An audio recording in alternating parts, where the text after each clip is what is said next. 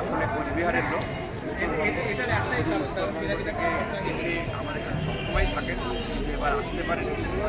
আশা করব ওনার এই কাব্য পাঠকমূলে সমাদৃত হোক এবং ওনার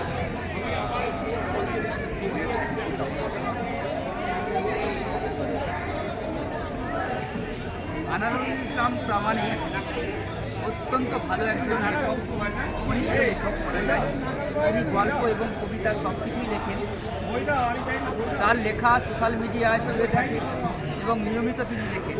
তিনি পেশায় একজন পশু চিকিৎসক হলেও তার সাহিত্যের প্রতি যে প্রবল আকর্ষণ তার লেখনীর মধ্য থেকেই বোঝা যায়। আমি সম্পাদনা করতে গিয়ে যখন তার লেখাগুলো পড়েছি তখন আমার মনকে মুগ্ধতা করেছে এবং আমি যেন তারই একজন মানে গুণমুগ্ধ পাঠক হয়ে গেছে।